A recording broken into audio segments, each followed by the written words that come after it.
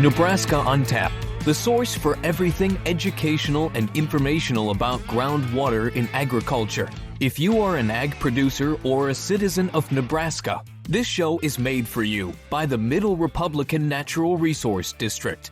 Now it's time for our weekly show, hosted by Heather Disming. Welcome back, Nebraska, to this week's edition of Nebraska on Tap. This week we are going to talk a little bit about small-scale farming. So that helps improve crop production and quality. Whether you want to consider that urban farming or small-scale farming has definitely been in urban areas for a long time, but it also takes place out here in rural Nebraska as well. So no matter the size of your farm or ranch, NRCS offers assistance with conservation planning and installing practices that are specific to your natural resources needs and business goals. So I brought Brach Johnson, who is a part of NRCS for the urban farming, and he goes into a little bit more detail with some of these things that are available for the small scale farmers. So from simple management systems such as planting cover crops, to complex structural practices such as animal waste management systems or innovative irrigation devices. The NRCS can help you out with some of these conservation plans. So they do quite a few things. They help you with pruning issues. They also can help you with some of the landscape issues that you might face as well. If you go to the USDA's website, they do have United States Department of Agricultural urban agricultural programs at glance. This is pretty extensive. It's only 7 pages, but it talks about the farm loan programs, the urban agricultural and innovative production grants, the business and industry guaranteed loan program. It also talks about conservation programs, conservation innovation grants, cooperative extension, beginning farmer development program, which is also awesome. So if you're an entrepreneur on that side and want to get into some of the small scale farming, that's available to you. It also talks a little bit about the farmer market promotion program. It also tells you about the value added producer grant program, organic certification. It's just very extensive. So if a big farm is not in your development plans, but a small farm is in your dream, I highly suggest that you listen to the rest of this episode. You can learn a little bit about it. So we talked to our board member, Rose Weskamp. She is actually going to start a small farm. And we have Brach, who was out at her small farm helping with irrigation, navigation for other NRCS members to learn. And he's going to tell us a little bit about how it works on his end. So stay tuned as we get into those interviews.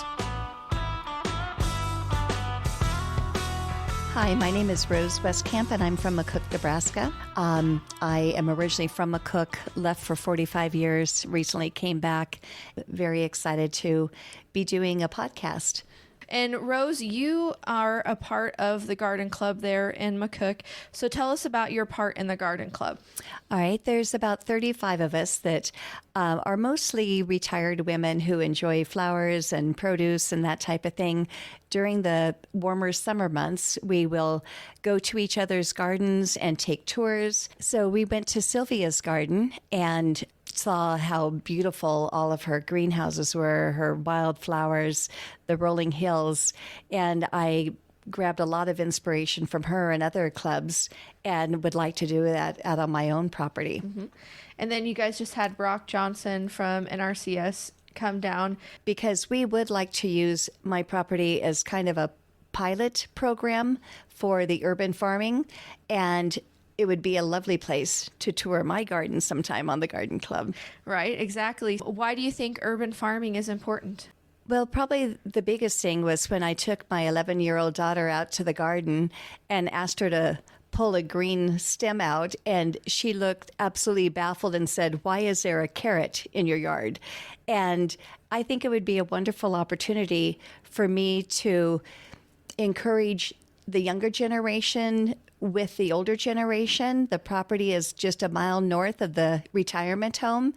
And I would love to combine maybe third graders and the senior citizens together and have the third graders inspire the older people with their technology, and the older people inspire the young ones with the way it used to be, and expand that relationship beyond the garden. How do you inspire all this through the public service, since you are a board member on the Middle Republican NRD? Well, there's so many different avenues, and I'm learning. I'm brand new to the board, learning every single day. And every time we come to a meeting, I find more inspiration and more information. Going to the conferences and that type of thing, there is so many opportunities for community service.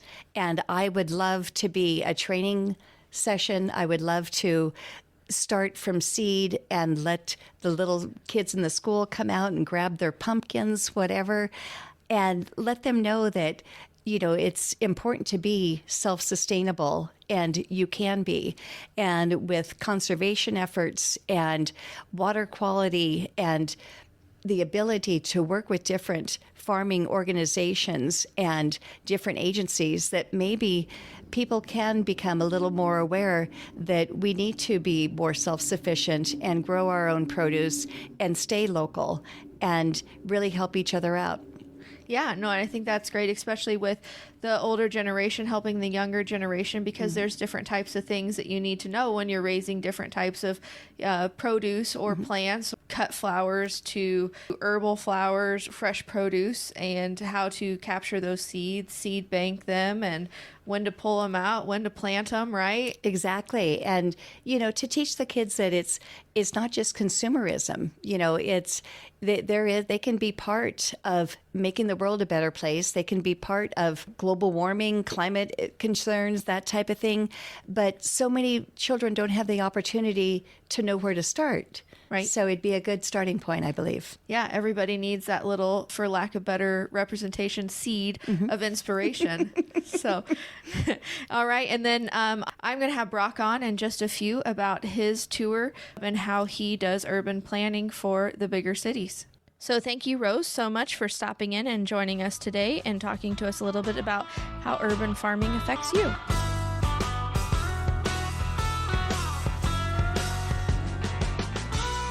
Hello, I'm Brach Johnson with the Natural Resources Conservation Service. I was out of the Wahoo, Nebraska NRCS field office. Long history with natural resources management in the state of Nebraska. I've had a 9-year career working in private industry, working for geotechnical companies in the private sector in Nebraska, working on groundwater quality and groundwater remediation. I worked for the Lower Elkhorn Natural Resources District in Norfolk for 4 years, University of Nebraska Conservation Survey, and I've now had a 22-year career with the Natural Resources Conservation Service. In my travels, I've worked in mostly field offices, but worked all across this great state, managing and conserving our natural resources. And you were just back this way in McCook doing irrigation training. Yeah, so last week I was in McCook for a day. I traveled the state training what urban and small-scale farming can do. So I was working with NRCS field office staff in the McCook field office. I had an opportunity to do a site visit on a private individual's property that's a small-scale grower.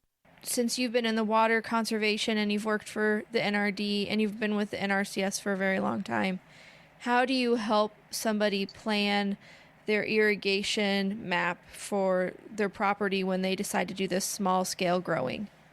Well, when an NRCS employee goes onto a property for a small-scale producer, we are looking at the same things that we look with our traditional customers. We're looking for those same resource concerns that exist on the site. We're looking at a different scale. We might not be looking at a couple sections of rangeland and what the resource concerns might be on that rangeland, or in a cropland scenario, it might not be a quarter section of land that's being irrigated with gravity irrigation, center pivot irrigation, and then maybe want to switch to a different irrigation system. We're looking on the small scale, so the grower might have an acre or two when we go to the site, but we're looking for the same things. So in the example of rangeland, maybe the person has some grassland there that they're feeding some goats or a few head of cattle. Chickens are also really popular across the state in urban farms, especially in the city. You'd be surprised how many chickens are being raised in the city of Omaha and Lincoln. So that can occur all across small towns across the state. Additionally, then another thing we look at quite often is the irrigation system, like you spoke about. So we inventory the site and we see what types of irrigation system the grower might be using at the time of our visit. And then we make recommendations to either save or conserve water, maybe distribute the water more effectively on the site.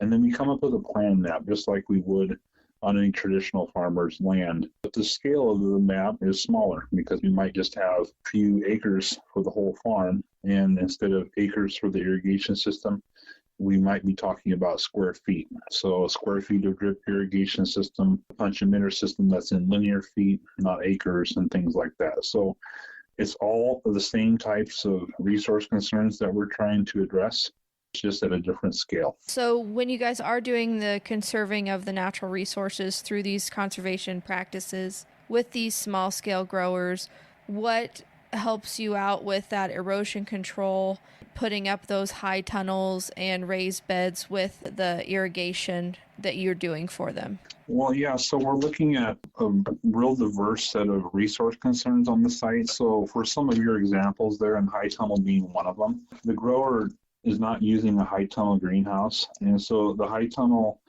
is, if you're not familiar with that, it's a structure that has a polyethylene cover over the top that's translucent and helps to let light in, so it functions like a greenhouse.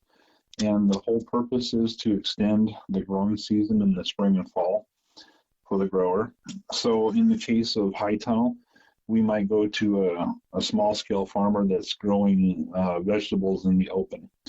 And we find that the high tunnel greenhouse, when we install that practice, we're addressing plant productivity and health. So in Nebraska, it turns out the wind blows, and that wind in the spring really can do a lot of damage to small seedlings. So the high tunnel greenhouse protects those seedlings, and we find that on average, the high tunnel can help the producer grow 3 to 4 times the amount of produce, if that's what they're growing, or amount of material, than not having a greenhouse and having that protection.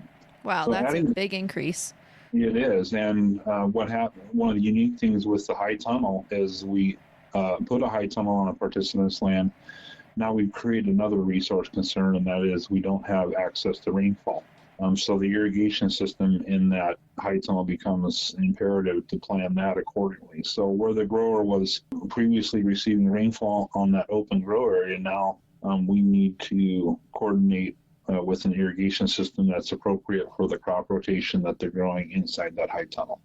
So those are examples of the high tunnel. For soil erosion, is some of the same practices that we see in our working with traditional customers. So if we have a highly erodible site where some foreign drainage is coming through the property, we might install a grass waterway, a field border, or a buffer strip around the property to protect for erosion. If it's wind erosion, we have practices on the small scale for developing a windbreak to break that up. The windbreak obviously also helps benefit our high tunnel. So there's multiple reasons and uses and benefits from installing some of those practices on the small scale. And when you are working with the small scale growers and the urban farmers, they actually can be assigned a farm number, correct? Yeah, so a real impactful moment for us at NRCS was in the 2018 Farm Bill. As a result of that Farm Bill, the Farm Service Agency, who is our sister agency, so to speak, in our service centers across the state. In fact, we have 71 service centers across Nebraska. So wow. Almost every county has the USDA service center, and we're co-located with the Farm Service Agency there. And so 2018, the Farm Service Agency, they're in charge of giving an individual or an entity a farm number. And that farm number is like a social security number, so to speak, for land that makes land eligible for USDA programs. So FSA was able to shrink the size of that farm number down to 1/10 of an acre, and they hadn't been able to do that previously. So we're basically a tenth of an acre is around a 40 by 40 foot square area. So that was impactful to us. Given that farm number, you kind of unleash the power of some of the benefits that come along with being a USDA participant in helping your agricultural system flourish. Mm-hmm. Like you and I were talking a little bit before we got on air here, the pandemic really brought a lot of the green thumbs out of the couch, Yes. so to say. Yeah, I mean, I find and I can't quote this statistic, but I saw a presentation that University of Nebraska did that in the year 1900, people in Nebraska, about 97% of the people in Nebraska got their food, their protein within a 10-mile radius of where they existed. Mm-hmm. And now it's 3% of that protein and calories comes from within 10 miles. So part of it is knowing where your food comes from. Mm-hmm. And then we saw with the pandemic, the biggest thing, I guess, with the pandemic, it really disrupted our food distribution systems. And so those traditional systems under stress really cause stress for everyone, but especially the underserved. And I think that through rural Nebraska, in some ways, there are a lot of communities that are underserved when it comes to access to food. So bringing us back maybe a couple generations to be a little more sustainable in our individualism, Mm-hmm. I think has been a really good thing. We had talked about, you and I are both from small towns, and personally this summer, one of the ladies who works here grew too many cucumbers and too many zucchinis, so you had to come up with very weird ways to use all of them before they went out and became chicken food for her chickens. So, Sure. But, that's only one food source. So where there's more food sources people want, need to have like a growing program within the community to make sure everybody's growing something a little different. Yeah, and that really speaks to another part of this equation is that getting the food distributed. So the discussions come up quite often across Nebraska. What comes first, the chicken or the egg, when it comes to small scale production and food production? And the question is, do you create the market first, or is the market there? Or do you get the producer first and then try to market the food, and then to distribute it is a whole other thing. So your Right. example of cucumber, that's a great example of that distribution network and trying to build upon those things that make all of that better. And the last piece that I think is food preservation. So we've got several generations now that, Generation Z, millennials, even some Gen X don't know how to preserve food. And that's a big component to your long-term viability and sustainability in rural America is the preservation of some of that produce that you're growing on your site. Canning goes a little differently these days than it had in the past for preservation. Yeah, for sure. I mean, and if you look back a couple of generations, there's so many more ways to preserve food now. So there's vacuum packing and just a Ziploc type bag you can preserve food in. So there's more methods, but canning is certainly a lost art. And then do you also work sometimes with hydroponic stuff, or is it mainly just... So, yeah, we can't necessarily, sometimes it's hard to work for us to work directly with a hydroponics producer. We don't really have practices fit them, but I will tell you that we have partnered with about a half a dozen hydroponic growers across the state who are trying to, in this last program sign up, we have farm numbers who didn't traditionally have farm numbers with us, Mm-hmm.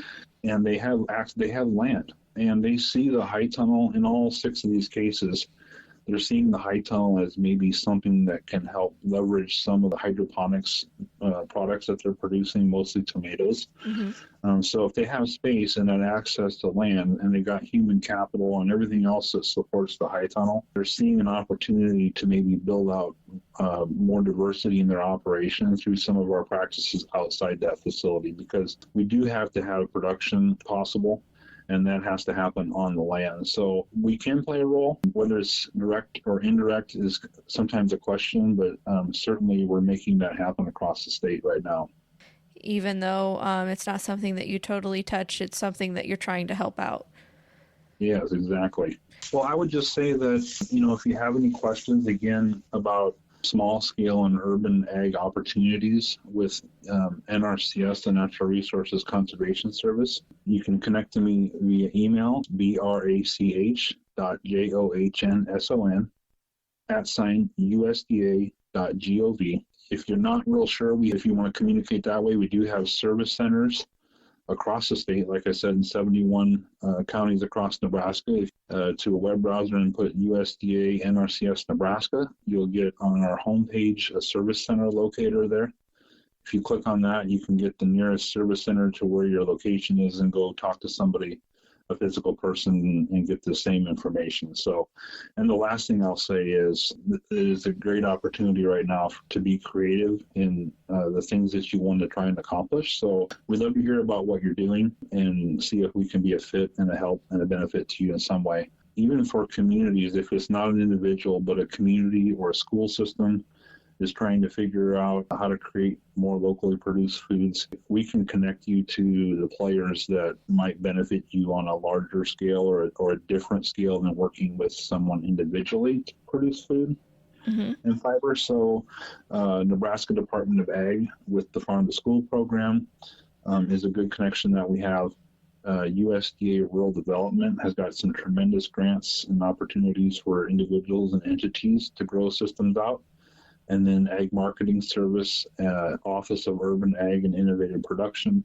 So there's lots of connections we can make. If you have the idea, let's just make the connection and see where we can go.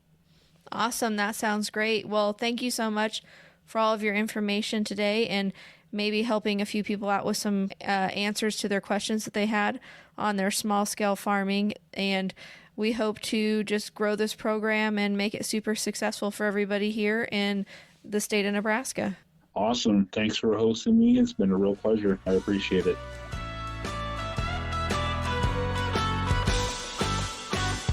Thank you, Brach, and thank you, Rose, for being guests today on our episode of Nebraska on Tap.